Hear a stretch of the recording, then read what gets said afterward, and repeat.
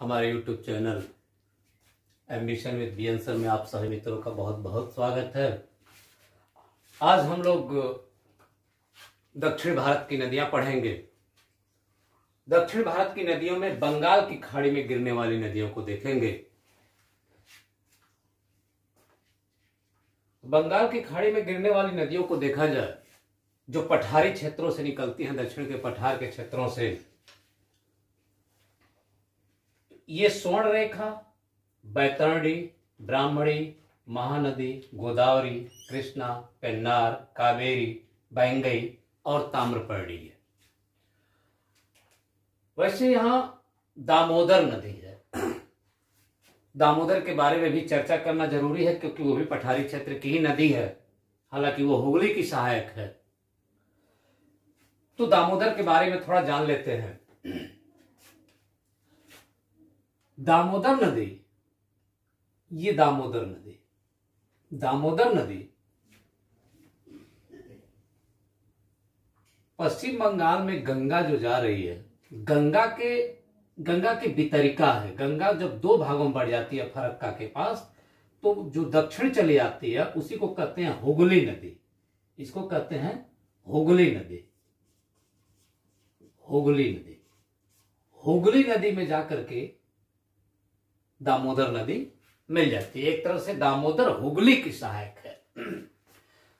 दामोदर जो है ये छोटा नागपुर का पठार है। छोटा नागपुर पठार से 3 नदियां निकलती हैं। देखिए, दामोदर नदी, ये है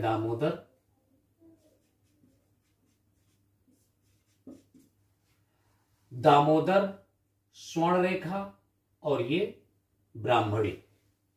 दामोदर, स्वर्ण रेखा और ब्राह्मणी, तीनों नदियां छोटा नागपुर पठार से निकलती है। दामोदर नदी छोटा नागपुर पठार को 2 भागों में बांटती है। दामोदर नदी छोटा नागपुर पठार को 2 भागों में बांटती है। तो उत्तरी भाग को कहते हैं हजारीबाग का पठार और दक्षिणी भाग को कहते हैं रांची का पठार। जैसे अगर ये आपका जो है छोटा नागपुर का पठार है, तो बीच से जो नदी जाती है इसी को कहते हैं हम लोग दामोदर नदी। तो उत्तरी भाग को कहते हैं हजारीबाग का पठार, हजारीबाग पठार, और दक्षिणी भाग को कहते हैं रांची का पठार। दामोदर नदी जो है ये भ्रंश घाटी में बहती है। जब दामोदर नदी पठार से उतर के जब ये पश्चिम बंगाल में प्रवेश करती है, तो यहाँ के पुरुलिया जिले जो हैं, पुरुलिया जिला या उसके आसपास के जो जिले हैं, वो बाढ़ग्रस्त इलाके होते हैं, जो बहुत ज्यादा जो है इस महानदी के कारण जो वहां बाढ़ आ जाती है। तो बाढ़ आने के कारण जो है वहां बहुत ज्यादा जन धन की हानि होती है। इसलिए वेस्ट बंगाल यानी पश्चिम बंगाल में दामोदर नदी को शोक कहते हैं। पश्चिम बंगाल का शोक दामोदर नदी को कहते हैं। लेकिन वर्तमान समय में इस दामोदर नदी पर जगह जगह बांध बना दिए गए हैं और पानी को रोक रोक करके एक बहुउद्देशीय परियोजना के तहत बिजली का उत्पादन हो रहा है। इसको हम लोग जो है दामोदर घाटी परियोजना कहते हैं। दामोदर घाटी परियोजना, जो दामोदर घाटी परियोजना है, यह जो है अमेरिका की टेनेसी परियोजना पर आधारित है। जो अमेरिका की टेनेसी नदी घाटी परियोजना है, जहां उसी के मॉडल पर जो है हमारे यहां दामोदर घाटी परियोजना जो है लागू की गई और इस पर जगह जगह बांध बना करके और बिजली उत्पादन किया गया।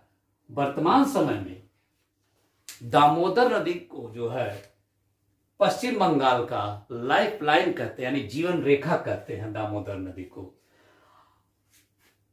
जो छोटा नागपुर पठार है, खनिज बहुत ज्यादा निकाला जाता है, इसलिए भारत का रूर प्रदेश कहा जाता है। ये भारत का रूर प्रदेश कहा जाता है। इसके अलावा अगर देखा जाए तो दामोदर नदी घाटी को यानी दामोदर नदी को जो है कोयला नदी कहते हैं, क्योंकि इसी के किनारे दामोदर नदी घाटी में जो है झारखंड है, चाहे झारखंड में झरिया है, चाहे आपका जो है धनबाद है, चाहे आगे चल के रानीगंज है, कोयला निकाला जाता है। तो इस नदी घाटी में बहुत अधिक कोयला होने के कारण इसको कोयला नदी भी कहते हैं, यानी दामोदर को कोयला नदी भी कहते हैं। दूसरी बात, बहुत ज्यादा उद्योग धंधे इस नदी के किनारे होने के कारण इस नदी का पानी बहुत ज्यादा प्रदूषित हो गया है, इसलिए दामोदर नदी को जैविक मरुस्थल भी कहते हैं। अगर दामोदर की सहायक नदियों में देखा जाए तो कोनार है, कोनार नदी आकर के मिलती है, कोनार। फिर एक बोकारो नदी है, बोकारो नदी। उसके बाद बराकर नदी है, बराकर नदी।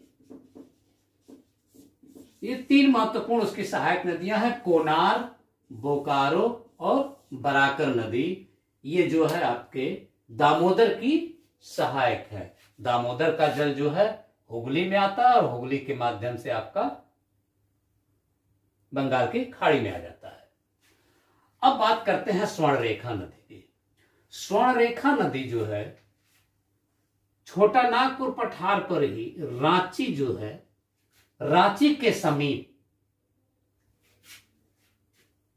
स्वर्णरेखा नदी छोटा नागपुर पठार पर रांची के समीप नगड़ी गांव, यहां एक नगड़ी गांव है। क्या है? नगड़ी गांव।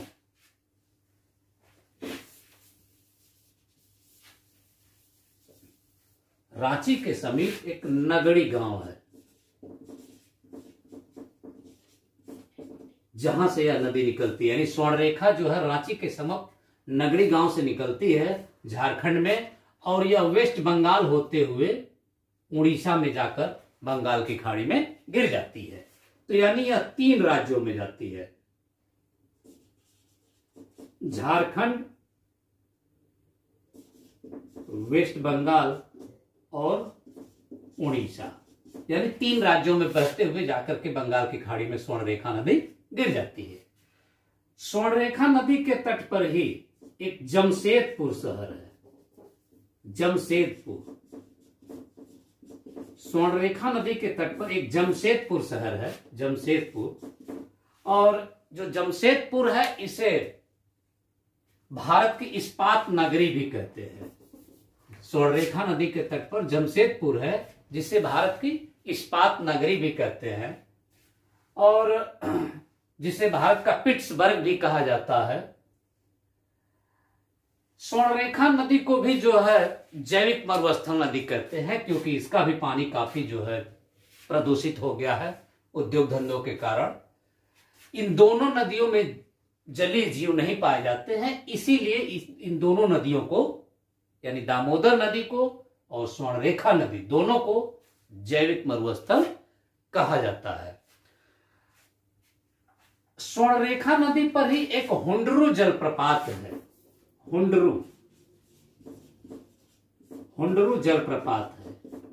यह भी प्रश्न पूछा जाता है। स्वर्णरेखा नदी पर ही हुंडरू जलप्रपात है। और इसके बाद देखा जाए, एक बीच में नदी है दामोदर, और स्वर्णरेखा के बीच एक मयूराक्षी नदी है जो झारखंड से आती है, मूल रूप से वेस्ट बंगाल में बहते हुए और जाके हुगली में मिल जाती है, मयूराक्षी नदी। तो मयूराक्षी नदी को ये जानना है सिर्फ कि इस पर जो है मयूराक्षी परियोजना बनाई गई है, और पश्चिम बंगाल की एक मुख्य नदी मयूराक्षी भी है। ये है मयूराक्षी नदी, ये मयूराक्षी नदी है वेस्ट बंगाल, और उसका कुछ हिस्सा जो है वो निकलती तो वैसे मयूराक्षी जो है झारखंड में देवघर से 16 किलोमीटर की दूरी पर त्रिकुट एक पहाड़ी है। यहां त्रिकुट पहाड़ी है, देवघर के पास ही 16 किलोमीटर की दूरी पर एक त्रिकुट पहाड़ी है। वहीं से मयूराक्षी नदी निकलती है और जाके हुगली नदी में मिल जाती है, जिस पर एक मयूराक्षी परियोजना बनाया गया है। अब बात करते हैं बैतरणी नदी। यह मूल रूप से उड़ीसा की नदी है। बैतरणी जो है मूल रूप से उड़ीसा की नदी है, जो क्योंझर पठार से निकलती है। मूल रूप से उड़ीसा की नदी है जो क्योंझर पठार से निकलती है। क्योंझर पठार,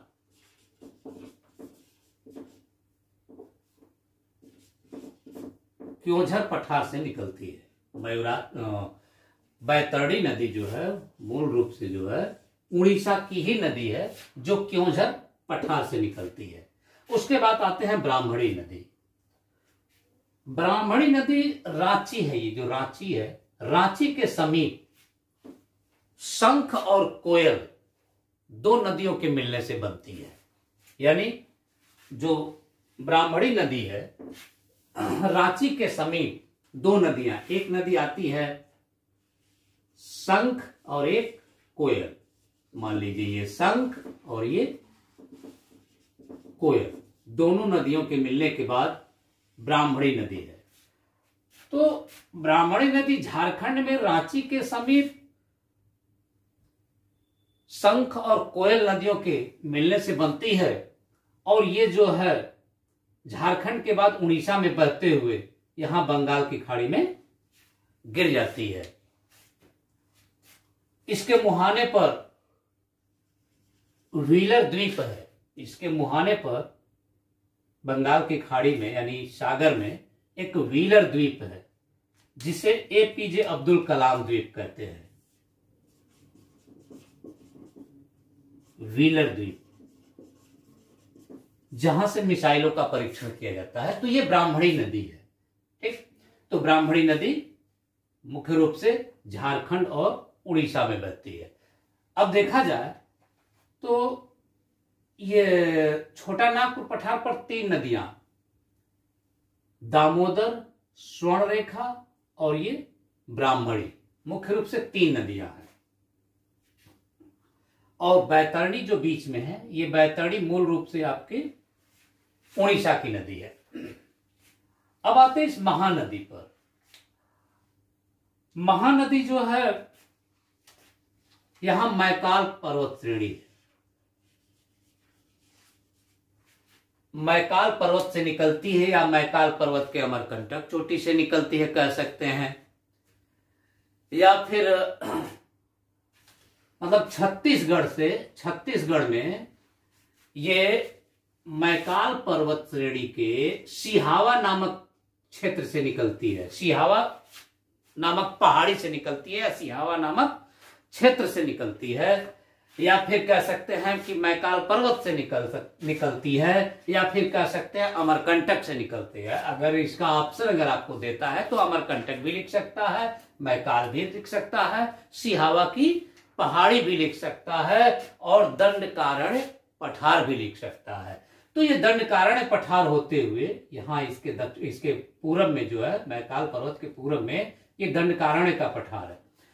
तो यह नदी जो है मैकाल पर्वत के सिहावा नामक क्षेत्र से निकलती है, और दंडकारण्य पठार होते हुए छत्तीसगढ़ से निकलती है, और उड़ीसा में होते हुए ये बंगाल की खाड़ी में गिर जाती है। यहां पर जो है इसके डेल्टा पर जो है कटक शहर स्थित है। इसके डेल्टाई क्षेत्र पर यहां कटक शहर स्थित है, जो कि जहां चावल अनुसंधान केंद्र है। चावल अनुसंधान केंद्र है। छत्तीसगढ़ में महानदी घाटी को महानदी बेसिन कहते हैं। छत्तीसगढ़ में ये जो छत्तीसगढ़ है, छत्तीसगढ़ में महानदी घाटी को महानदी बेसिन कहते हैं। और महानदी बेसिन जो है छत्तीसगढ़ का, वो वहां बहुत ज्यादा धान का उत्पादन होता है, और इसलिए जो है छत्तीसगढ़ में महानदी बेसिन को जो है धान का कटोरा कहते हैं। इसके अलावा महानदी की अगर सहायक नदियों में देखा जाए तो जो महानदी की सहायक नदियों में अगर देखा जाए तो जोक है,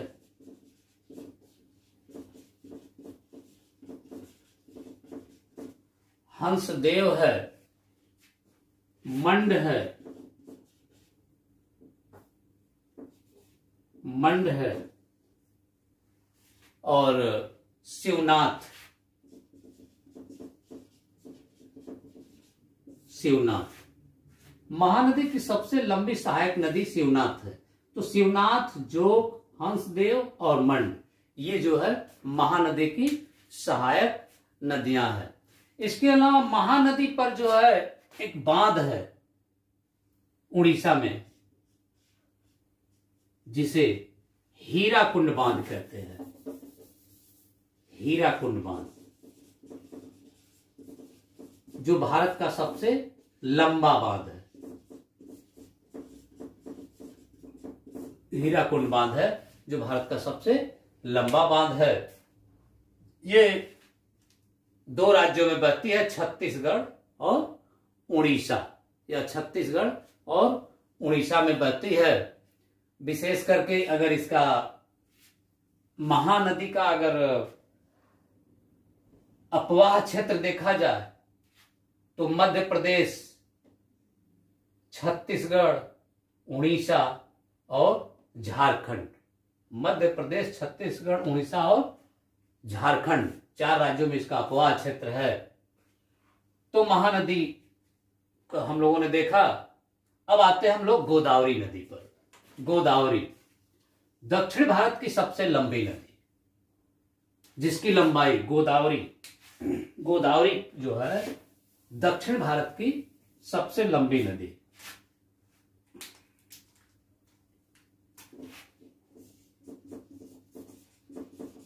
गोदावरी दक्षिण भारत की सबसे लंबी नदी। पहली विशेषता, कुल लंबाई 1465 किलोमीटर। तीसरी विशेषता यह है कि इसे बूढ़ी गंगा भी कहते हैं। गोदावरी को बूढ़ी गंगा भी कहते हैं। इसे दक्षिण की गंगा भी कहते हैं। दक्षिण की गंगा, गोदावरी को दक्षिण की गंगा भी कहते हैं। जैसे दक्षिण की गंगा अगर आता है कि दक्षिण भारत की गंगा किसे कहते हैं, तब तो कावेरी हो जाएगा। लेकिन अगर केवल प्रश्न आता है कि दक्षिण की गंगा किसे कहते हैं या प्रायद्वीपीय पठार की गंगा किसे कहते हैं, तब जो है गोदावरी हो जाएगा। तो ये हो गया, यानी सबसे लंबी है, कुल लंबाई 1465 किलोमीटर। इसको जो है बूढ़ी गंगा कहते हैं और इसे दक्षिण की गंगा कहते हैं। अब हम लोग देखते हैं महाराष्ट्र में ये त्रयंबक नामक, नासिक के पास, कहां, नासिक के पास त्रयंबक नामक स्थान है। ये त्रयंबक कहां से निकलती है?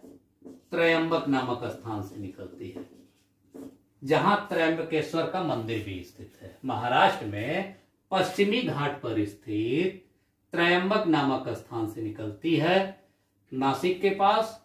और यह महाराष्ट्र होते हुए, तेलंगाना होते हुए और आंध्र प्रदेश चली जाती है।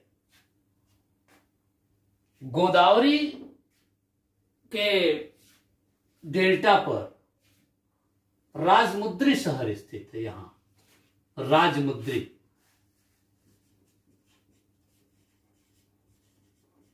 राजमुद्री, लेकिन इसके तटीय गोदावरी के मुहाने पर मछलीपट्टनम स्थित है।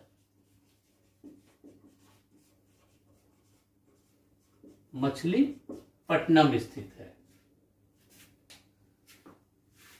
तो हमने देखा कि ये त्रयंबक नासिक के पास जो है, पश्चिम घाट की पहाड़ियों से नासिक के पास त्रयंबक नामक स्थान से निकलती है और ये बंगाल की खाड़ी में जो है राजमुद्री के आगे मछलीपट्टनम के पास जाकर के गिर जाती है। सबसे लंबी है, लंबाई कुल 1465 किलोमीटर। इसे बूढ़ी गंगा और दक्षिण की गंगा भी कहते हैं। इसके बाद अगर देखा जाए इसकी सहायक नदियों में, तो जो गोदावरी की सहायक नदियां हैं, प्रवरा, पूर्णा, वेनगंगा, पेनगंगा, प्रवरा, पूर्णा, वेनगंगा, पेनगंगा, मंजीरा,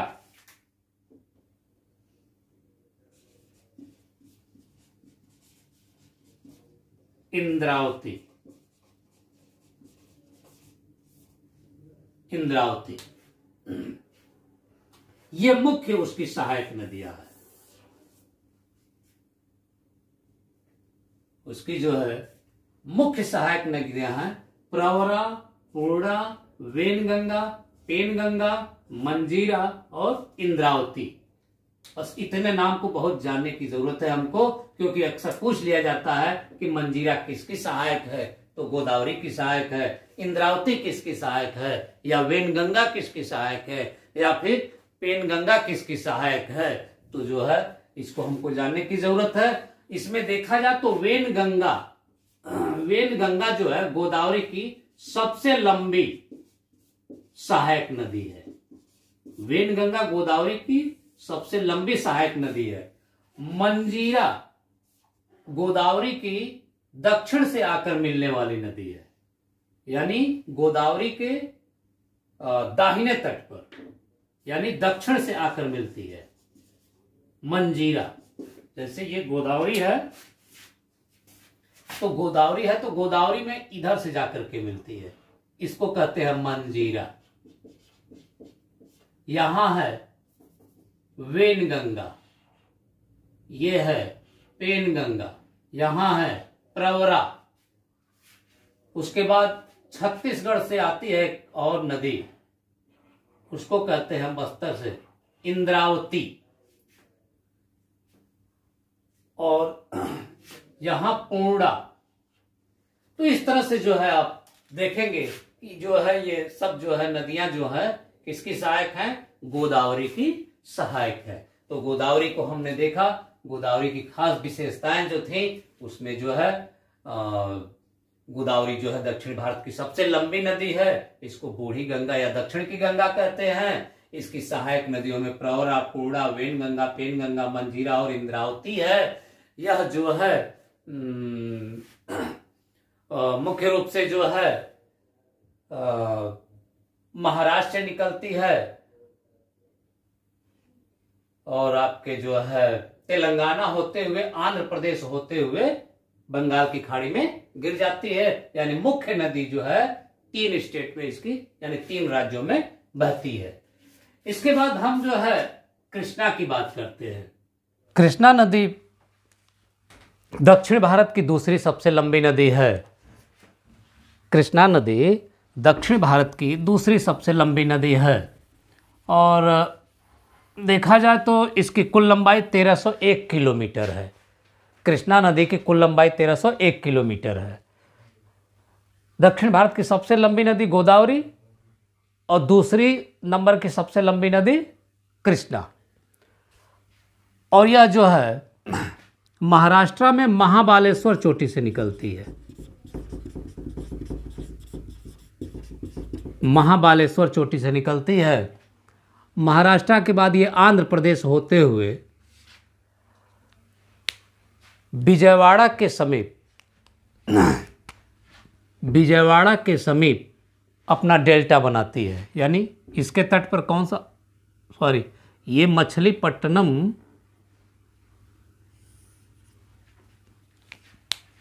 यहाँ पर है, कावेरी नदी के मुहाने पर है, यहाँ मछलीपट्टनम है और विजयवाड़ा के समीप जो है अपना ये डेल्टा बनाती है और उसके तट पर जो है, उसके मुहाने पर जो है मछलीपट्टनम शहर स्थित है।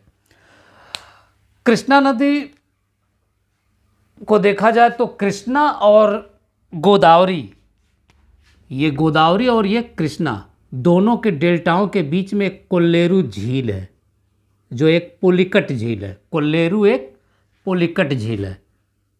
कोल्लेरू, कोल्लेरू झील एक पुलिकट झील है।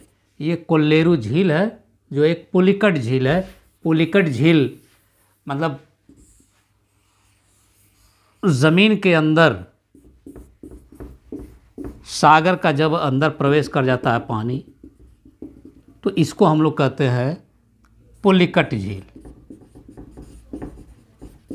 ठीक, तो कोल्लेरू जो है एक पुलिकट झील है जो गोदावरी और कृष्णा डेल्टा के बीच में स्थित है। अगर देखा जाए तो कृष्णा का जो है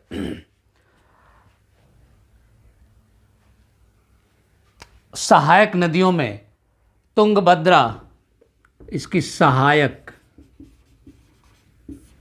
कृष्णा की सहायक नदियों में तुंगभद्रा,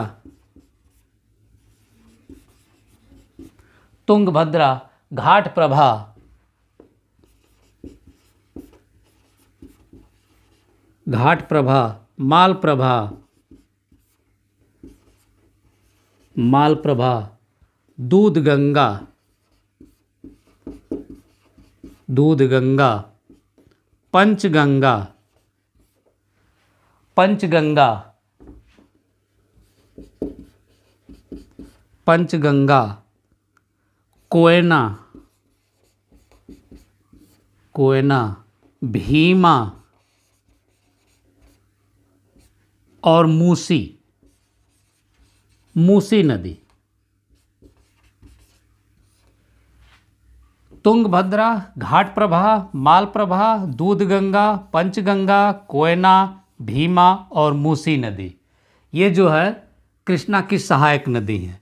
तुंगभद्रा, तुंग और भद्रा जो है, तुंगभद्रा जो है कर्नाटका के चिकमंगलूर जिले में तुंग और भद्रा दो नदियों के मिलने से तुंगभद्रा नदी बनती है जो कि कृष्णा की सहायक है। उसके बाद घाट प्रभा, माल प्रभा, दूध गंगा, पंचगंगा, कोयना और भीमा और मूसी, ये सब जो है कृष्णा की सहायक नदियां हैं। मूसी नदी के तट पर जो है हैदराबाद शहर स्थित है।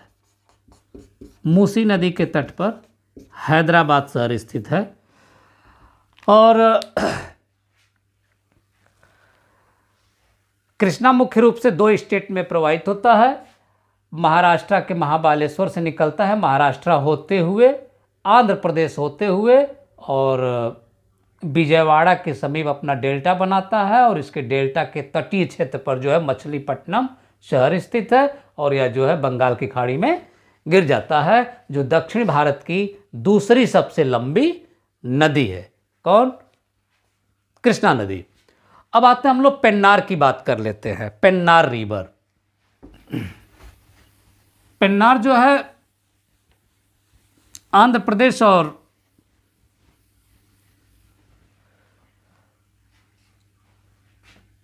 तमिलनाडु के सीमा पर स्थित है यह नदी। यह पेन्नार जो है कर्नाटका के कोलार क्षेत्र में, कर्नाटका के कोलार क्षेत्र में एक नंदी दुर्ग पहाड़ी है। नंदी दुर्ग, नंदी दुर्ग पहाड़ी से निकलती है और तमिलनाडु होते हुए बंगाल की खाड़ी में गिर जाती है, यह पेन्नार नदी।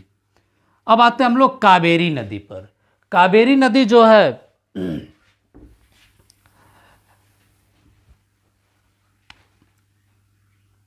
कर्नाटका के ब्रह्मागिरी चोटी से निकलती है।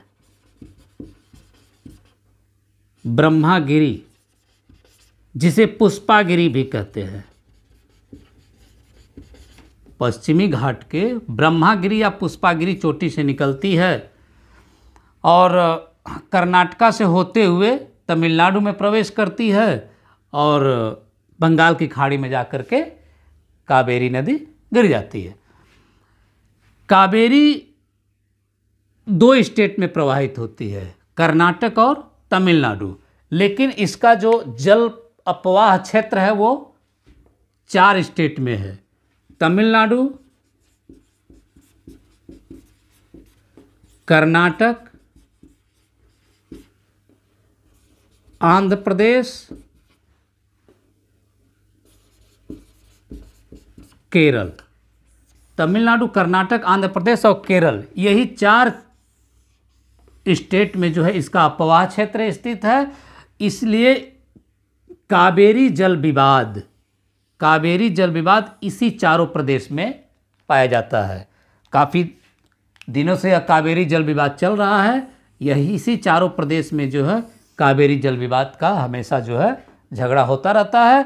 और केवल अपवाह क्षेत्र जो है इस चारों में है, जबकि प्रवाहित सिर्फ 2 स्टेट में कर्नाटक से निकलती है और आंध्र प्रदेश होते हुए बंगाल की खाड़ी में गिर जाती है। अगर देखा जाए तो कावेरी नदी के तट पर 2 प्रमुख शहर हैं, श्रीरंगपट्टनम, श्रीरंगपट्टनम, श्रीरंगपट्टनम और त्रिचुरापल्ली, त्रिचुरापल्ली, 2 शहर श्रीरंगपट्टनम और त्रिचुरापल्ली। अब देखा जाए तो अन्य विशेषताओं में कावेरी को rice bowl of the South India कहते हैं।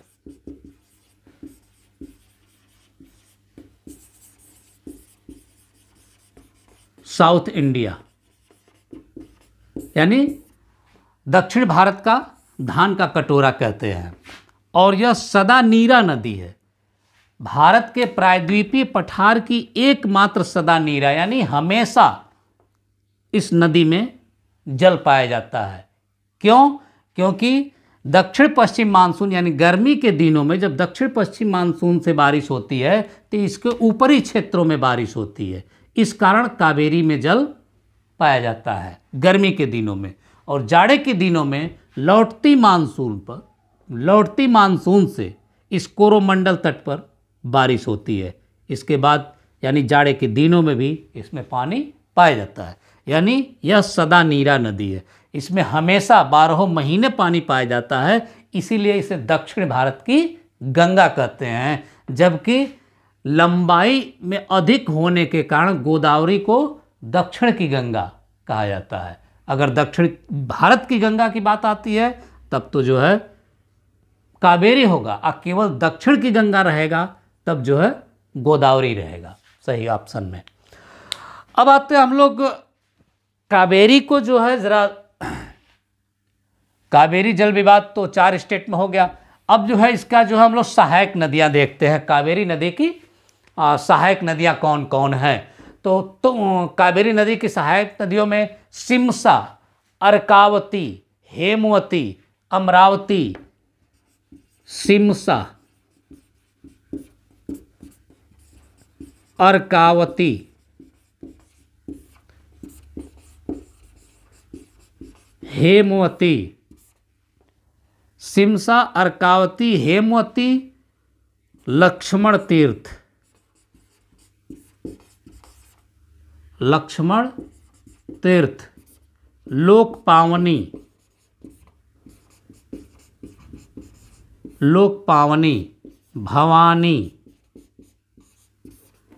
और लोकपावनी, भवानी और अमरावती, अमरावती।